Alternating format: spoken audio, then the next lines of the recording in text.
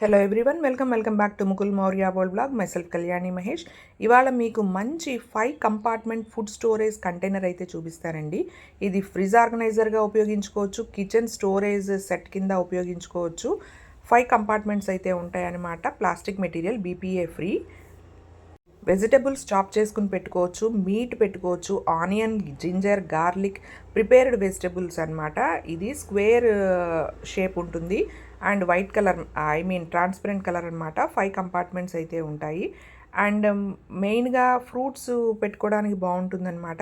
అంటే బయట ట్రావెలింగ్ చేసేటప్పుడు మనకు కావాల్సిన ఫ్రూట్స్ అన్నీ కట్ చేసుకుని దీనిలో ప్లేస్ చేసుకుని వెళ్ళిపోవచ్చు. చక్కగా గ్రాసరీస్ పెట్టుకోవచ్చు, తాలింపు దినుసులు పెట్టుకోవచ్చు, దేవుడు మందిరంలో పసుపు కుంకుమ ఇలా ఆర్గనైజ్ చేసుకోవచ్చు. మన ఇష్టం అనమాట. ఇంకా వెజిటబుల్స్ పెట్టుకోవచ్చు. అట్లాగే నాకైతే మెయిన్గా ఫ్రూట్స్ పెట్టుకోవడానికి బాగుంటుంది అనిపించింది ట్రావెలింగ్లో ఉన్నప్పుడు. నేనైతే జస్ట్ నా దగ్గర ఉన్న ఫ్రూట్స్ కట్ చేసి వేసి చూపిస్తున్నాను. And transparent and visible design అనమాట, మనకి చక్కగా ఉంటుంది. అండ్ స్పిల్ ప్రూఫ్ అనమాట. మనం మూత పెట్టితే దేనికది కలిసిపోకుండా ఉంటాయి. అండ్ బయటికి రావడం అలా స్పిల్లింగ్ ఏమి ఉండదన్నమాట.